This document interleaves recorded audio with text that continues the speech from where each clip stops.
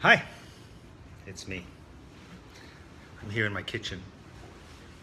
And are people out there? Yes, that's the question.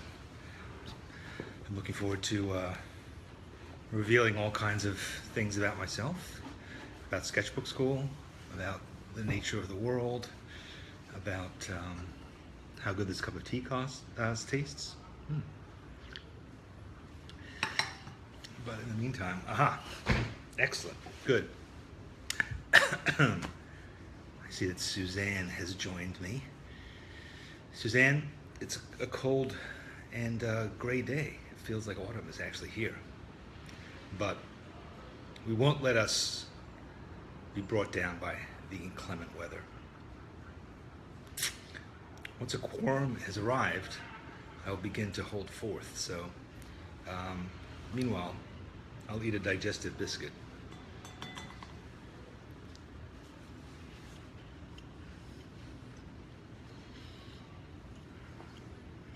This is what passes for entertainment these days.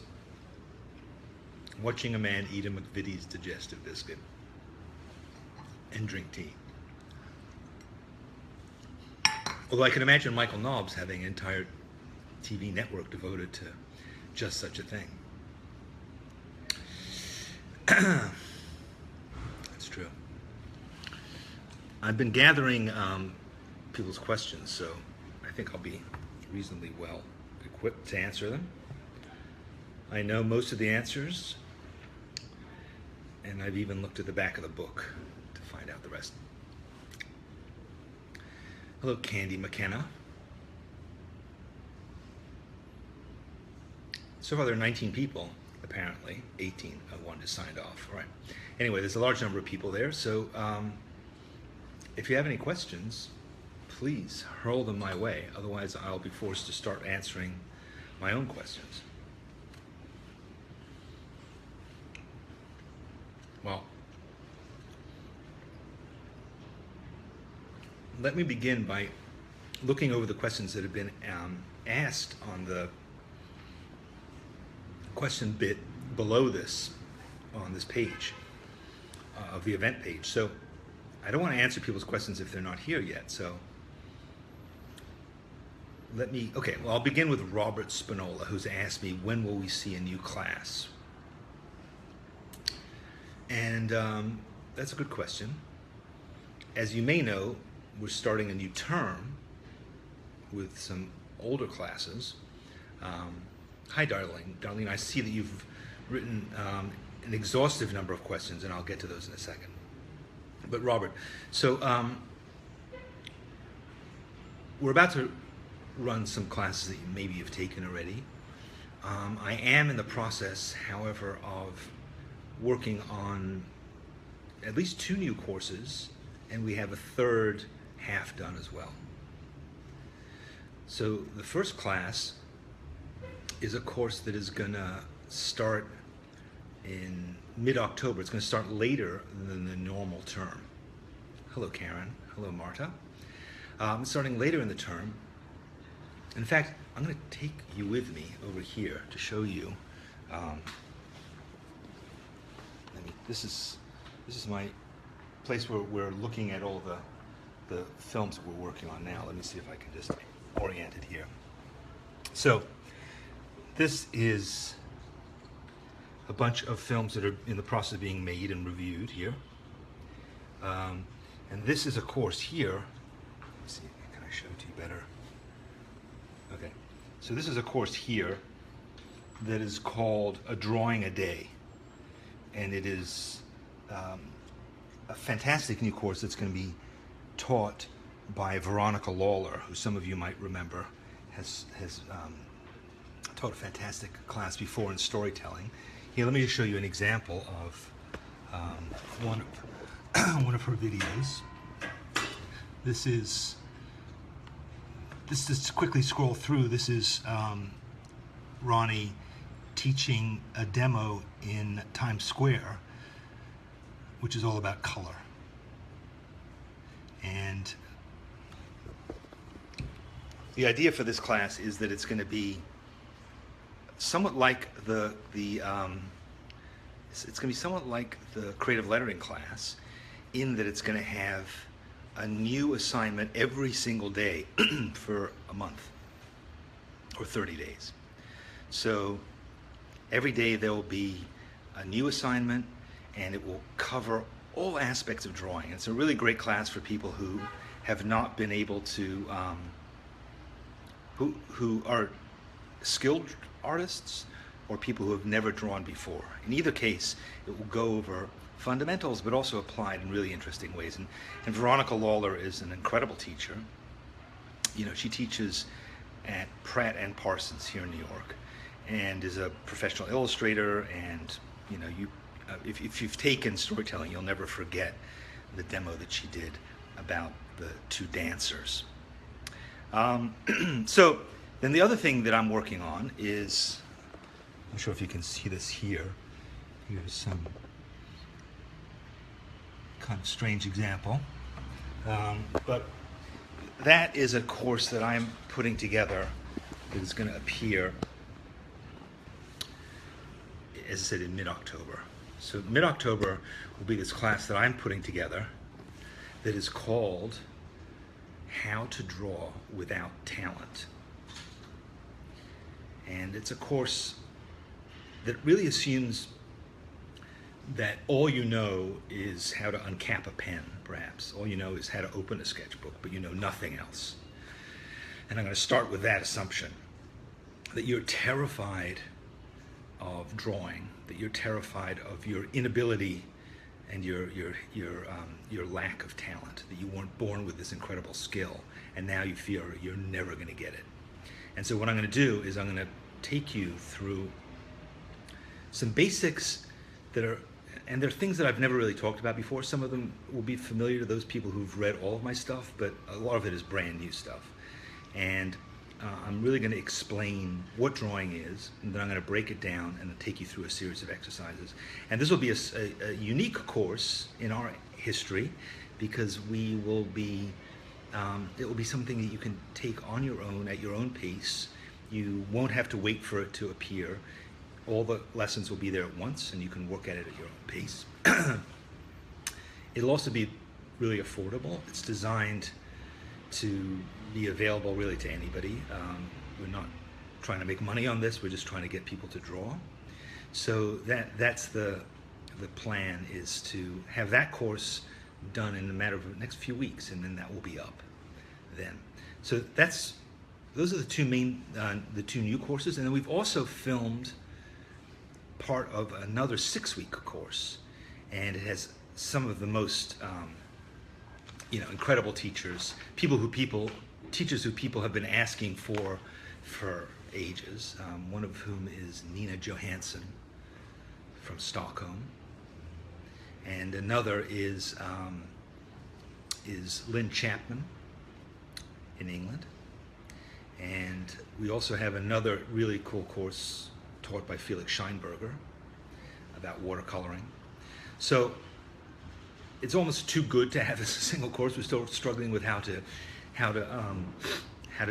deliver it, and we have some more time. So that will probably be out in the beginning of the year, January, February. So that's my summary. How to Draw Without Talent, coming up in a matter of a few weeks, followed by a drawing a day, a kind of intensive thing that will get you experimenting and doing all kinds of things and getting prompts every day to do really cool stuff. And then following that in the beginning of the year, something that's more in the line of the typical courses that we've been doing, 6 weeks, 6 teachers. That'll be coming up. So those are the new exciting things coming up at Sketchbook Skool, new courses. I can tell you a bit more about what's going on. Yes, it is, Barbara, you're right. It's very exciting. You know, I feel like November will be 3 years since Kosha and I first met and first came up with the idea of Sketchbook Skool. And I feel like the school is now by far the best it's ever been. I feel like the material that we're coming up with, the power of the community, and the exciting plans that we have ahead, and also just the way that we're running I mean, I can just speak about it because it's my job, is it's just, it's a great place to work now, and it's a great machine that we have where all the cogs are working well. Now, we have had a couple of issues that may be more apparent to you than to anybody else, and what those are technological ones.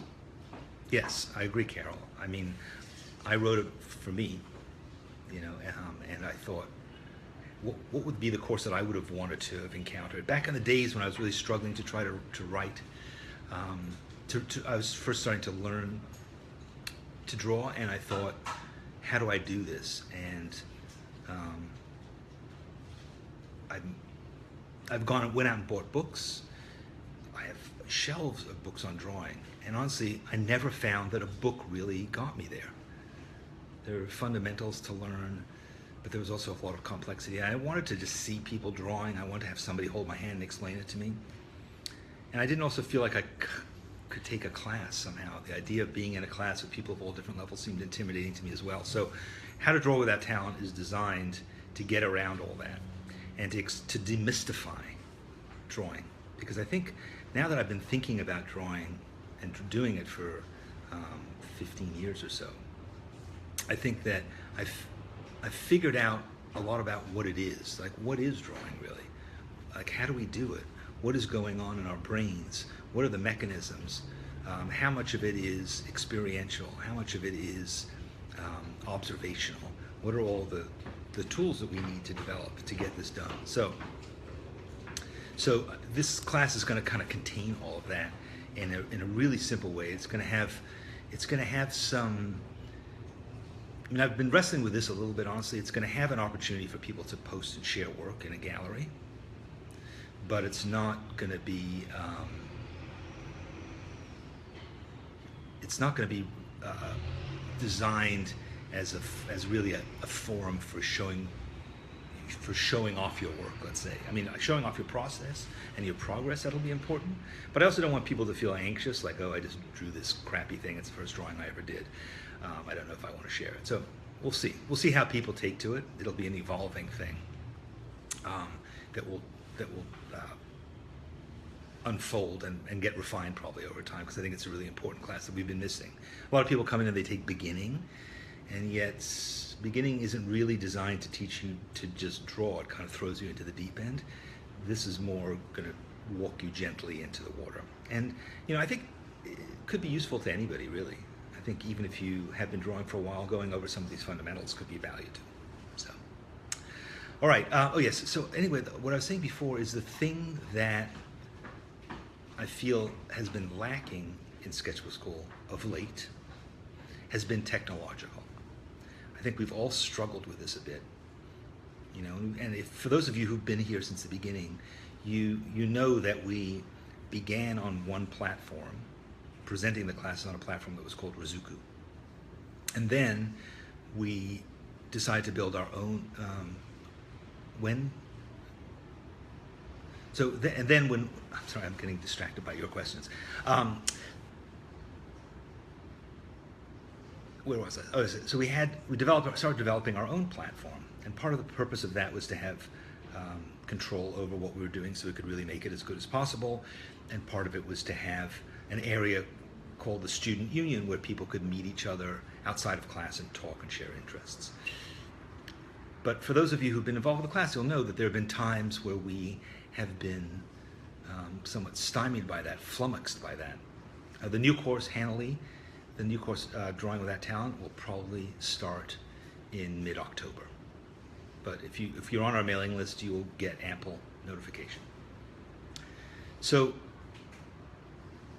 after a year and a half of having our own platform, we've decided, no, you can be in the EU, or you can not be in the EU.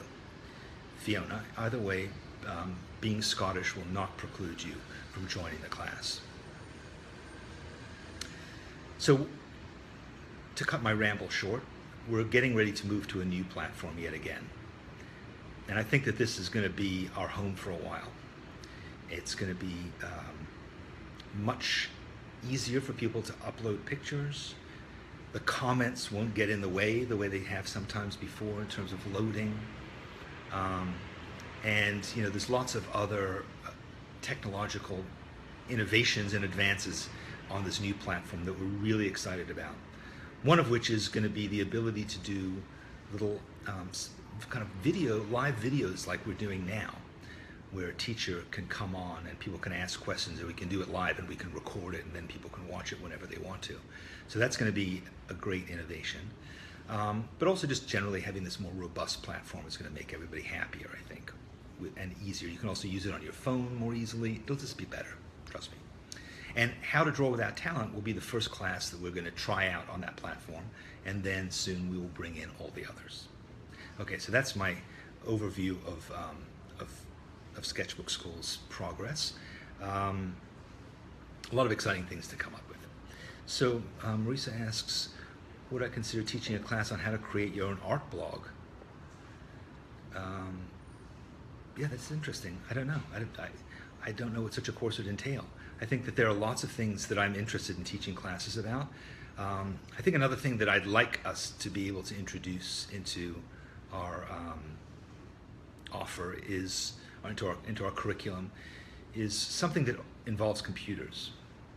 A lot of illustrators, a lot of artists incorporate using computers in with their work. So not to say drawing on a computer, but what do you do with a computer? Like, how do you get your work into a computer? How can you use a computer to refine it, to recompose it, to blend layers and textures? And we have several teachers who do that a lot.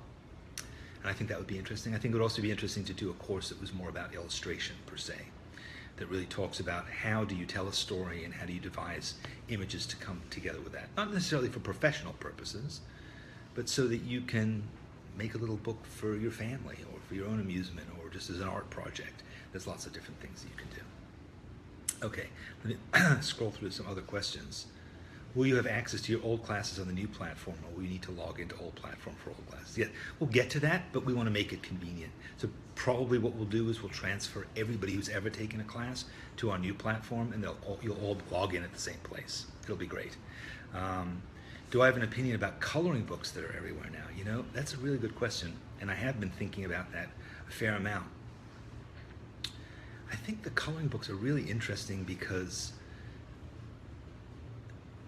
they sort of use the drawing bit of your brain, like Zentangles is another thing like that.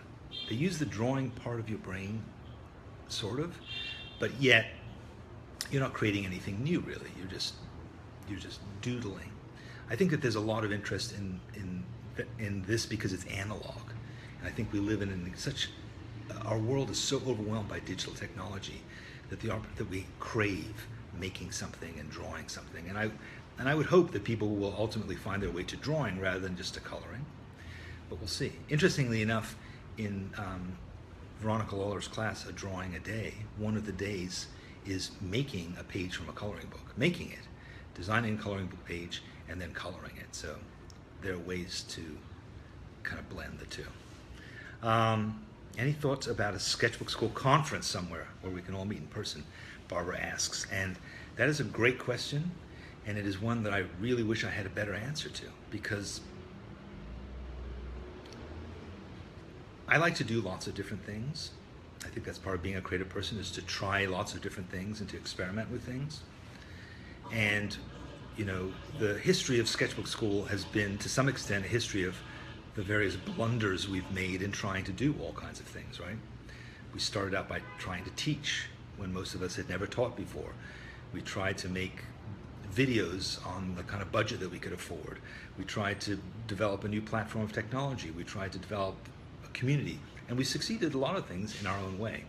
But when it comes to creating a workshop or a conference, I'm a bit anxious about it, just because it seems like we'd be bringing people to some new place, and we'd be responsible for their comfort, their housing, their time over the course of several days, and I would hate to blow that. But it definitely seems like an obvious thing to do. It would be so great for all of us to be together, to be able to share our sketchbooks, to meet teachers, for people to find common interest, to actually meet in the flesh, instead of always virtually. So believe me, I'd love to do it, and we're still thinking about how to do it. I have this fantasy that we'll come across somebody who makes really great conferences, and we can kind of dovetail with them and take our brand and our community and put it into their world. We'll see. And certainly we'll let you know when that is even an inkling of a possibility. But I imagine it will happen. I imagine it will happen. I don't think it'll take forever to get there. Let me just see. Okay, let me look at some of the questions that people had left before, because I don't want to ignore those. And let me just find them. I had them here a second ago.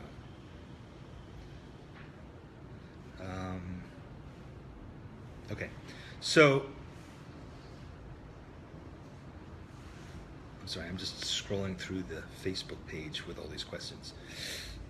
There was a question I thought was quite interesting where somebody wrote, Katie Hood. I'm not sure if Katie is out there, but Katie wrote, I love your books, blogs, and your sense of humor. Thank you very much. After a long corporate career, I'm trying to connect the other side of my brain. I'm not sure what that part is, the non-corporate part of your brain, possibly. My husband wants to know, quote, when I'm going to sell something I'm painting. Any thoughts on a good response? Well, I think that's a good question. I think it's a common question, right? What are you making that for if it isn't to sell? So I think there's a lot of analogies that we could draw to other things. Why are you cooking that chicken if you're not planning to sell it?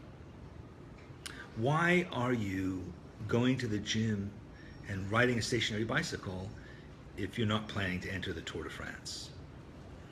Why are you taking, yoga classes if you're not going to then become a yoga instructor and teach other people to do it? There are lots of things in life that we do not for money. And I think a good response to a person who insists that you should be doing this to sell is to say, well, first of all, I believe that the art that I make is an extension of me and a reflection of my experience, and I'd like to hang on to it, thank you. I think another thing is to say you're thinking too much about what's done, what the final product is. Like, I've made a thing, and I've made this thing, and therefore it must be a commodity that could be sold. But really the main thing about making art is the making of it, the process of experiencing it. Those of you who read my blog will know that this summer I had a studio, and I spent the whole summer making paintings, and then at the end of the summer I put them out in the street and I installed them in secret locations because that was fine with me. It wasn't really about having those things now. I guess I could have sold them, but that just didn't seem to be part of the process. So I think art making shouldn't be confused with the art industry, the art business, museums, galleries, those kinds of things. That's really not relevant. It's the same as playing basketball on the weekend with your friends or going fishing and catching a fish. Those are not commercial activities. And making art, for those who don't make art, it seems to be a commercial activity. But those of us who do make it and know it, it's not. Now, if you choose to sell your work, fine. You don't need my advice. There's many ways of doing that. But I would say we need to collectively to convince people that that's not what it's about. And then if we do that, perhaps we can encourage them to join in and do it as well. Because if you're not forced to do it so well that it could be for sale, then maybe you can just do it for your own sake and for your own fun and to get something out of it personally. So that's my answer to that. Let me see. So let me see what else I've been asked here. Karen Overton King asks, she says, because of Sketchbook Skool and your books, I'm becoming a frequent sketcher. However, I'm an introvert and it feels uncomfortable to sketch people in public. What do you do when people see you're sketching them? Well, there's a lot of different ways of dealing with that, and I think it's a common fear that we have, which is that people are going to feel like we're staring at them. Right? People are very sensitive to anybody's eyes being on them. And so I think it's common to fear like we're being aggressive if we're looking at somebody, or we're doing something secretive and we're spying on them. And so, but I think we worry about that much more than the person we're drawing does. First of all, most people won't notice. Second of all, if they do notice, they're almost always going to be flattered. You know, I have never once had a person who noticed that I was drawing them get angry that I was drawing them. They may not be in the mood. They may not want to be looked at, so they may turn away, they may move, but they're almost never going to come up and confront you. And if they do, and you say, "Oh, I'm sorry, I'm just learning to draw, and I just did a quick sketch of you. I hope that that's okay." And if they say, I mean, the incredibly unlikely event that they get really angry about it, well, then just apologize and go away. I just think I've never heard of it happening. I mean, I know hundreds and hundreds of people who draw in public. I've never known of anybody getting confronted. I've had people come up and go, "What the hell are you doing?" And then when they see what I'm doing, they're always excited. Because one thing that we forget when we draw people is that most people couldn't imagine doing it. And they say, "Oh, you're so talented, you're so lucky. I wish I could do that." And that's an opportunity to have a discussion about drawing and how anybody can do it, and to, refer them to sketchbookskool.com. But no, I think another option is also to place yourself in a way that people won't see you drawing if you really can't deal with the possibility of a confrontation. And also, what we're blessed with these days as artists is the fact that most people spend most of their time, even walking down the street, looking at their phones. People are always distracted. They're always in another place. And so as a result, you can draw them while they're looking down, and they'll never notice you. So don't be intimidated. Don't let that get in your way. Instead, say to yourself, instead of that, I'll try and talk louder. Instead, you should say to yourself, I am determined to learn to draw people well. And as a result, I'm going to have to practice. And so I'm going to have to get out there and do that. And make that your priority, not your concern about being exposed and embarrassed, but instead, improving your work. If you'd like, I'll go and get my headphones. Maybe I should do that. Hold on a second. I'm just going to get my headphones. Meanwhile, you can look at my cup of tea.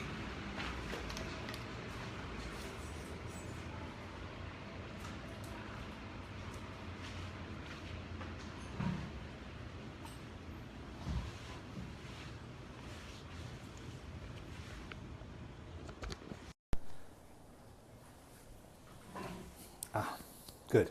Is that better? Can somebody give me a thumbs up if this sounds better? Sketch away. All right. I'll assume that it is better. Excellent. Good.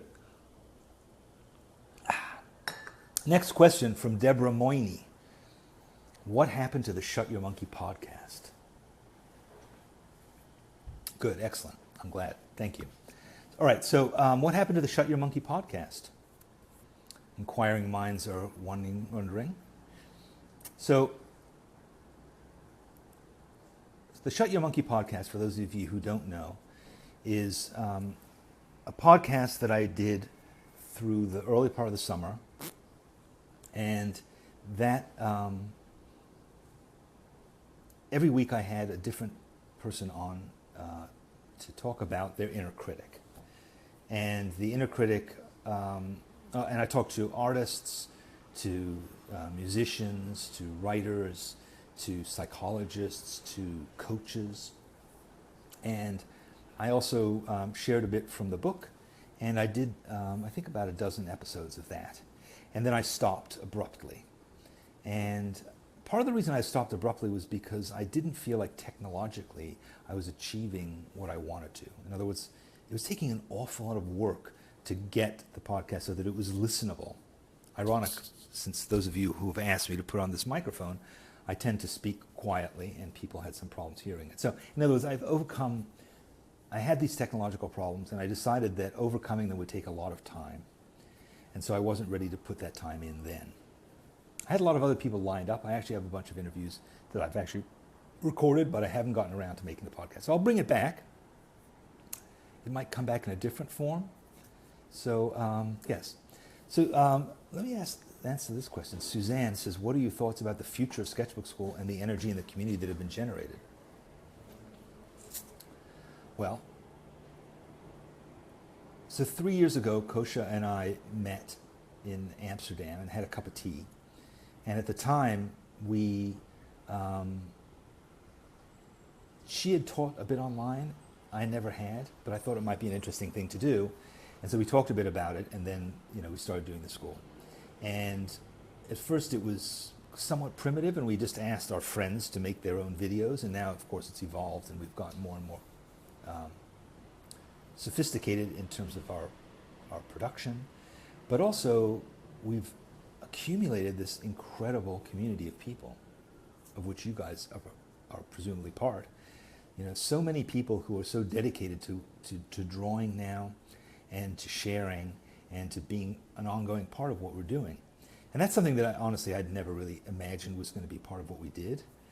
Honestly, I was looking more than anything, I was looking for an opportunity to get out of having to travel to give workshops. But this suddenly became something beyond our wildest dreams. And I think one of the things that I really like that we've done recently is we've instituted the teacher's assistant, TA program, where people who have taken classes in Sketchbook Skool are now volunteering to go and take those classes again and help people with their experiences, to help them through and to encourage them. And that is a really amazing thing to me, because it says we have enough people who have taken these classes and care enough about them to come back and to volunteer to do that. That is really spectacular. And if any of you guys are TAs, I just want to say thank you so much. I think you've made a huge difference to everybody that is part of this. So, I think that we've unwittingly created this community. It has grown, and it has become, I think, more and more what Sketchbook Skool is about. Like, the courses are sort of the nucleus and gathering place of the community, but ultimately the community itself is really the important thing, because it's a community of people who are incredibly generous and warm and are supporting each other in their creativity. And that is really, it's really an interesting thing. How do you know who is the TA? I believe that the TA has a special icon. You'll see that they have a special icon. That was a plan.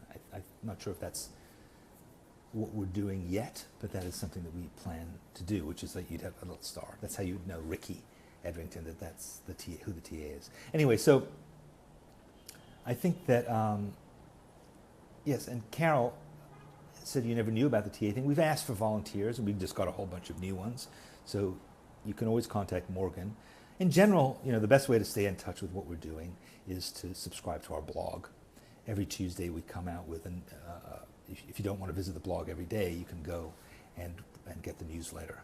And Suzanne does a fantastic job of writing about the community, of writing about things that the teachers are doing, and sharing that, and every week that comes out. And also, hopefully, some of you watch Morgan's weekly bulletins from the Student Union, where she summarizes all the stuff that happens. So, all right, good.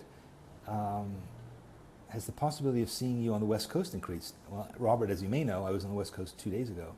Well, here's the thing that I'm about to do, which is, today is Saturday. On Tuesday, Jack and I are loading ourselves into our car, and we're going to drive from Los Angeles, drive to Los Angeles. So we're driving across the United States to Los Angeles.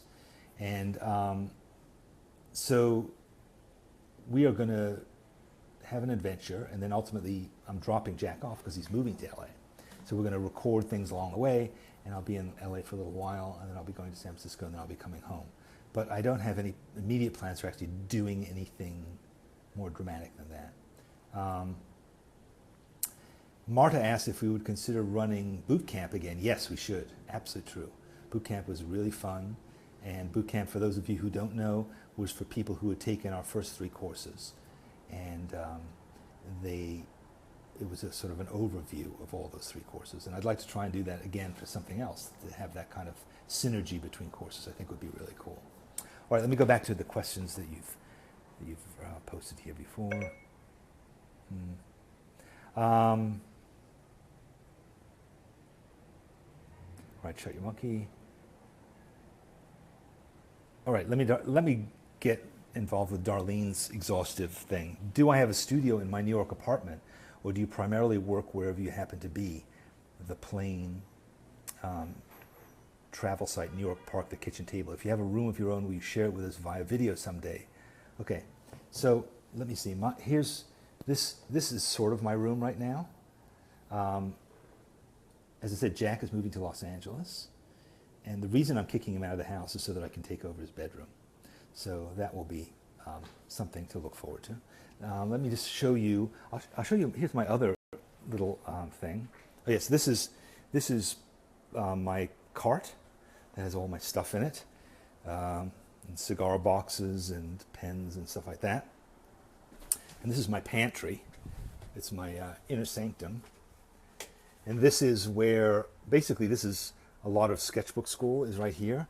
For instance, every single course that we've offered is all here on individual hard drives in boxes. Just in case the internet ever disappears, we'll have all of Sketchbook Skool recorded there. And there's various equipment and anal compulsive boxes and stuff like that. So there you go. That's the inner sanctum of the pantry. So that's as much as I have of a studio now. Obviously, we rented this place for the summer, but I find, honestly, I don't really need a studio. Really, my sketchbook and a few pens is it. So every time I try and get more ambitious with it, I just find I don't use it, and it just gets cluttered. What's the number one thing you do to make sure you're always learning, growing, and moving forward in your art and or the art world? What is the number one thing I do? You know, I have to say that for me, making things and sharing them on the internet has been the greatest incentive I have to continue doing that. Having feedback and knowing that there are people out there who are seeing what I'm doing isn't necessarily the reason that I'm doing the things that I'm doing, but it is, however, a good incentive. It's almost like a relationship that I have with the people who read my stuff and see my stuff. So I think that being willing to share your work, like having a blog, posting stuff on Facebook, even Sketchbook Skool, joining the galleries, doing those kinds of things, all those things I think are a great incentive to keep going. So I would say sharing is the number one thing that I do to always keep learning, because I'm having a conversation. It's like when you read a great book and you want to just talk to somebody about it. I happen to be married to the person who I talk to about books, but Jenny and I don't necessarily talk about. She's not an art maker; she's a singer. So there's other things that are mine to find and share with my friends. So I think having that community has been really important. When you write, what's your primary tool? I wrote a blog post about that recently, about all of the different technologies that I use to write with, and there's a lot of them. But I definitely find that I write on my phone, I write on various computers that I have, I write on lots of different applications that I have, and I write in my sketchbook, and I always carry a notebook like this, which is full of thousands of things and drawings and stuff like that. So I don't have one way of writing. I think when it comes to writing, like for instance, I wrote a blog post a couple days ago about my grandparents. I wrote it on my iPad on a really cramped window seat, exit row, flying to San Francisco. So I wrote this whole thing on glass with my two fingers, but I did it because I was thinking a lot about them, and suddenly it all came to me. I think that moment of inspiration, just having your tools available, whether it's to draw or to write, the more simplified your tools can be, the more flexible you can be in what you use, the more productive you'll be, I think. I think if you're insistent on a particular pen, or I need to have absolute quiet, or I need, Mozart's 41st Symphony playing in the background, or I need to take a workshop. Any of those things that you think you need to have are, in fact, obstacles to productivity. Instead, what you need to do is to just be able to make stuff with whatever tools you have at hand. Again, the blog post that I wrote this summer about what I did in my studio a lot of what I was trying to express in that was that I would go with no plan. And I would go to my studio and, you know, I had bought some cheap, shitty acrylic paints at Blick that cost like $2 or $3 each. I had bought the cheapest brushes. I had bought some household rollers and some spray cans. And then I would just go and dive into the dumpsters that were all around the studio, and I would just pull out whatever junk I could find and I would make it into something.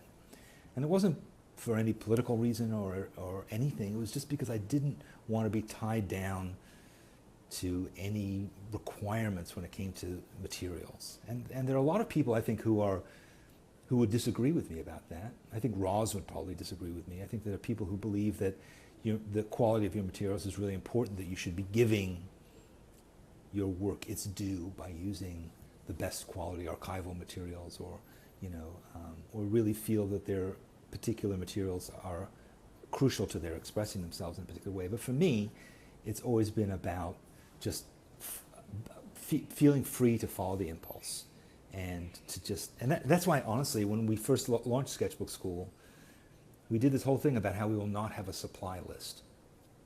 We will not tell you what to go out and buy. And that was because I thought, I don't want to be an excuse for people to go out shopping. Because I think you can have this impression that going to the art supply store to buy art supplies is sort of the equivalent of making something, and it isn't. It's the equivalent of buying something.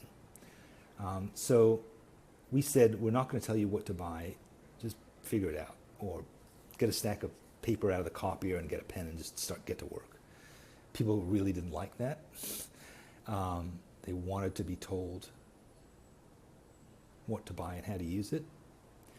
And so over time, we've gotten better about that, I guess. But it goes a bit against my initial impulse. But that's just me. Rituals. Do you have any before you can start work? Light candles, clean space. Do you have to work in quiet, or do you like noise? Well, to some extent, I think I just answered that question. But, my ritual is I like to work early in the morning. I like to get up and before the day's really begun. And that's often when I write stuff or draw stuff. And, I feel like if you can do the most important thing in your life, in your day, the thing for you first, then you've done it. And then everything else gets whatever time is left. But if you do it the other way around and you say, well, when I come home from work, I'm going to have a glass of wine and take off my shoes, and then I'll do a drawing, you're probably not going to. You'll probably end up watching TV instead. At least that's my experience. So I like to, my ritual, in as much as I have one, is focus on creativity first.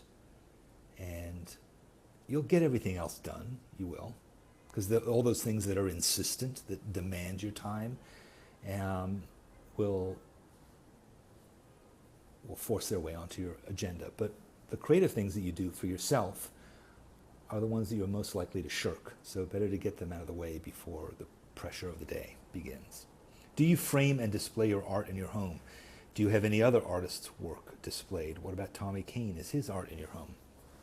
Okay, so I live in an apartment on the 8th floor, and we have lots and lots of windows. Our entire apartment is all windows, and we have very, very, very little wall space.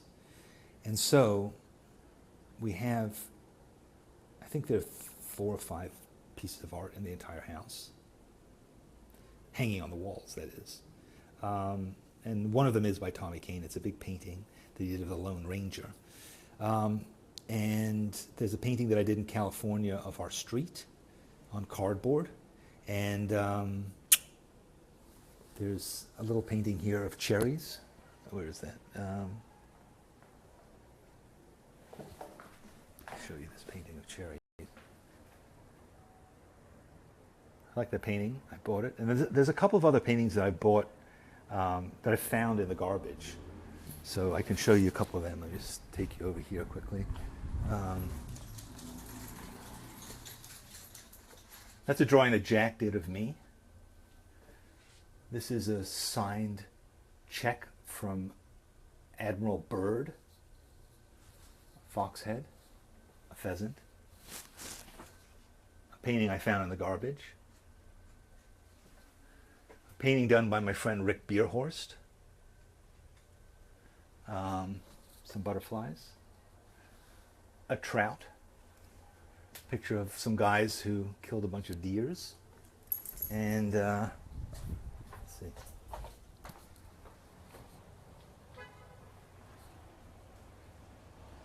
Lone Ranger by Tommy Kaine. Another garbage painting. Another garbage painting.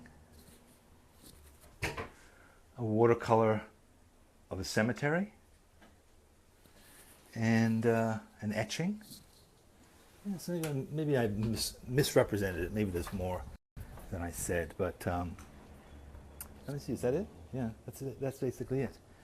That's the grand art collection. So yeah, so I don't exhibit much work by others, and as you can see, there's nothing by me.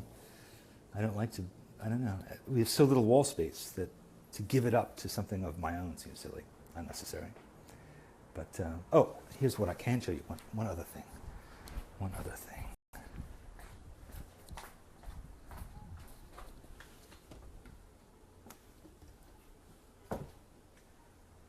Sketchbooks. Those are sketchbooks and other things of that ilk. So there you have it. Instead of other people's art in frames, I have all those sketchbooks. And so there you have it. Okay, all right.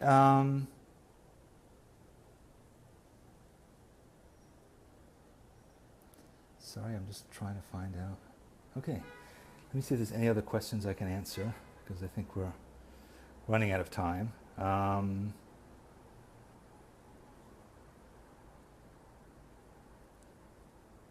What do I do when I feel like I'm losing my mojo?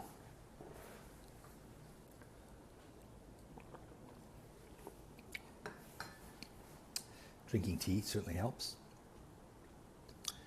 I think losing my mojo, I would interpret to mean losing my inspiration, my desire to make things. And I think the thing that causes that is the feeling of obligation. I write about that on my blog quite a lot. The sense of feeling guilty that I'm not doing something, or that I'm doing it for somebody else, or that it's become a habit, but not in a positive way. And so therefore it feels too onerous, I'm just not doing it for the right reasons. And so generally what I'll do then is I'll do something completely different. I'll make something completely different. I might go and seek inspiration. And I find that like virtually every day, whether it's a video on YouTube or something at a museum or a book or a conversation, there's always some thing that will move me in a new direction. But like yesterday, I had a thought while I was walking down the street that I think is going to have a massive impact on Sketchbook Skool by making it the way that we do courses different. I won't talk about it yet, but I suddenly thought like, okay, that's really important to me when it comes to Sketchbook Skool, for instance, because Sketchbook Skool can become routine. It can become a routine to go out and say, all right, we're going to continue to find 6 teachers, make 6 classes, and then put out another video, and then do it again and again and again. And if it's routine to me, I know it's going to start to feel routine to you guys too. So instead, what I would rather do is just be shaking it up. And I think that some people have objected to that, and they've said, well, why are you changing what we like? And I think that's just part of the creative process, is to reinvent yourself periodically, and also to be open to change. I mean, change happens. Change is part of the world, and if we get too settled into it, then I think we'll get stale and we'll all lose our mojo. So my advice to anybody looking for new direction is don't force it. Don't force it, but make something else instead. Don't give up. Just move in a new direction. Start doing ceramics. Start buying pastels. Go dumpster diving. Take a course on how to,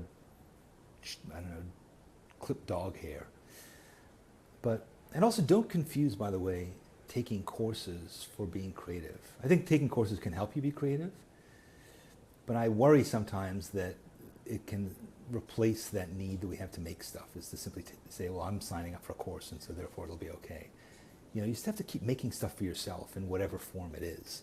And there's so many different ways to do it, and there's so many different people doing interesting things just as part of our community, you know. And I think avoid being intimidated by them, because there's certainly people who I look at their work and I say, wow, I could never do anything as good as that, but I refuse to be intimidated by it.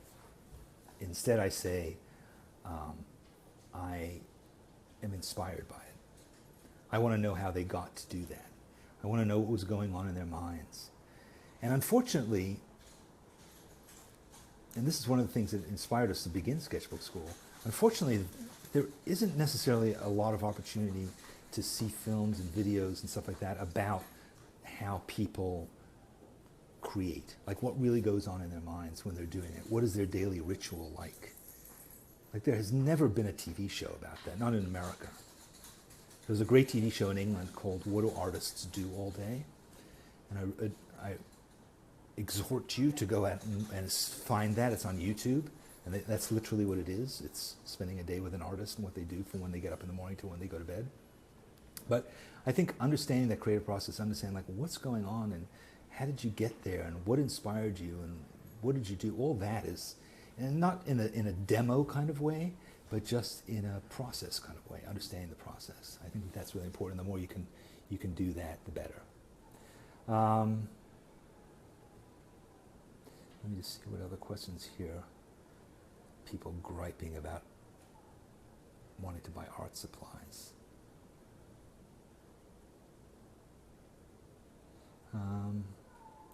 Bear with me a second. I think we're almost running out of time. Okay, good.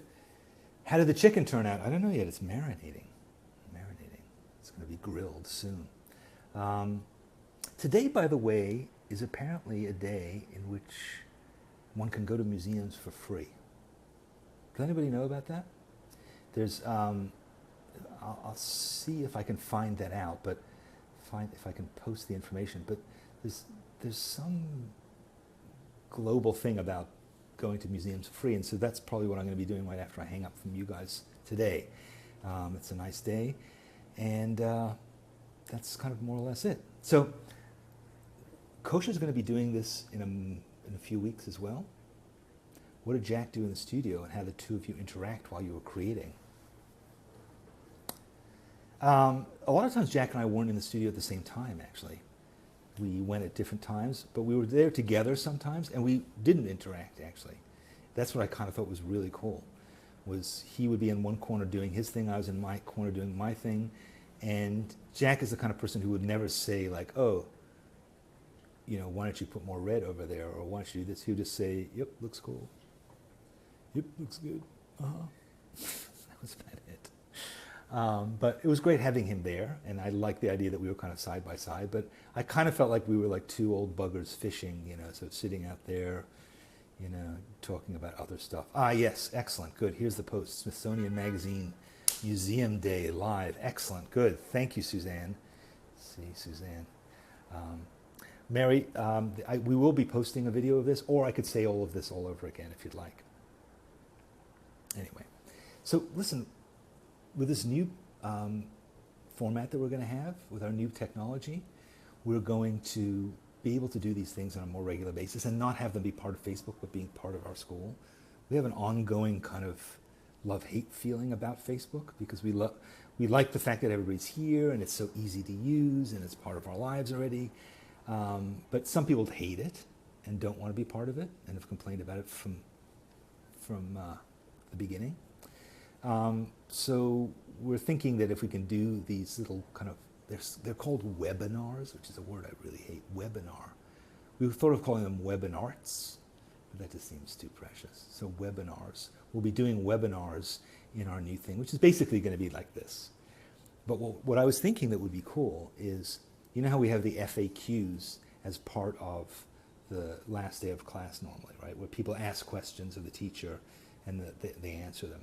That we would do that instead as part of the class, that we would do a video version of that. So, you know, if I was teaching a class, you could ask questions, I could do it, we could capture that. would I consider showing you some of my earliest sketchbooks? That would, yes, I think I may have done that already in Sketchbook Skool. They are really, really good. I mean, I was born incredibly good at drawing, and so of course it was really easy. All right, if you hold on for 1 second and look at my cup of tea again, I'll go and grab a couple because I really had planned to stop at one, but you know, it's the internet. So let me just quickly grab one. It'll be 1 minute, okay? Here we go.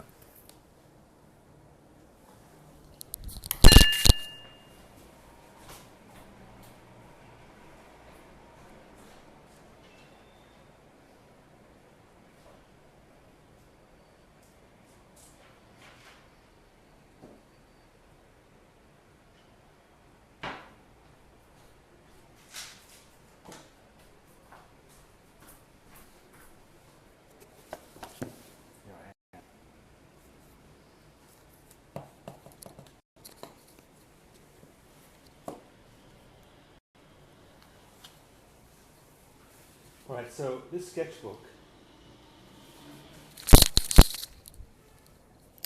All right, so this sketchbook is one of my earliest ones. It is, I bound this myself, and this is sketchbook number 2. So 1997. It starts with a quote in Latin. Here's some early drawings.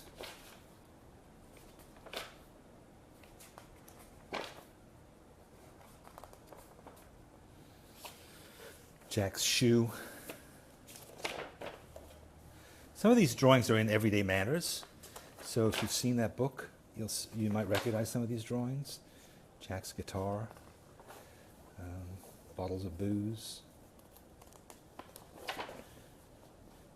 things ripped out of newspapers, people at the beach.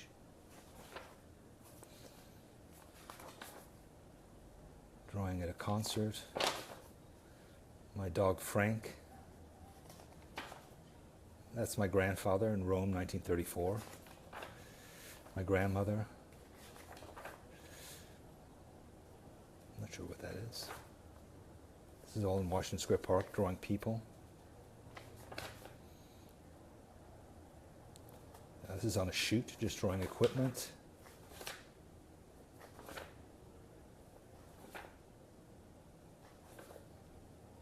Drawing stuff over and over again, trying to get it better. Learning about cross-hatching.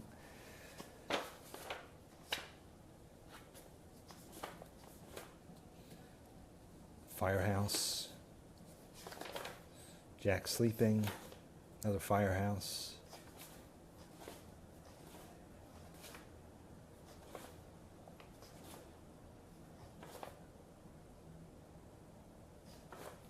Chicken.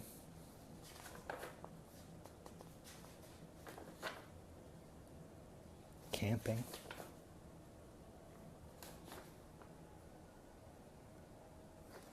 No, I never draw in pencil first and write over it in ink.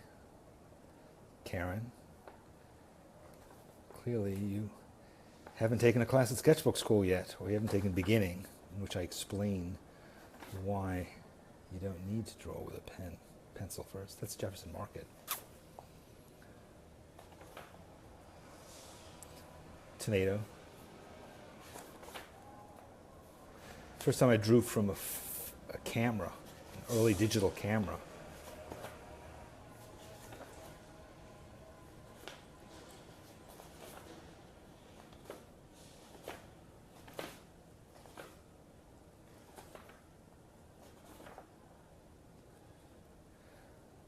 I don't. I use a pencil for keeping score on the golf course.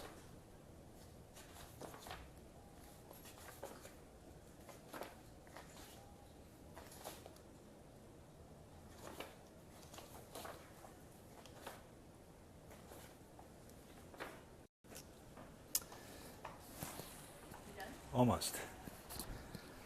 There you have it. So that was number 2.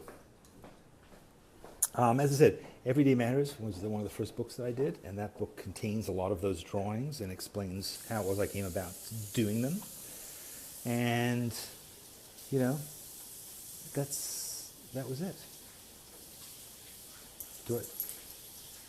What kind of video cameras? Well, we have lots of different kinds of video cameras that we use. But hey guys, I'm going to get in trouble. It's 101. I have to go to a free museum. So thanks very much. It was terrific talking to you, and I hope to see you in the new term of Sketchbook Skool. Feel free to comment on my blog if you have any other thoughts. And it was nice talking to you today, even though it's kind of strangely one-sided. But there you have it. Okay, bye-bye then.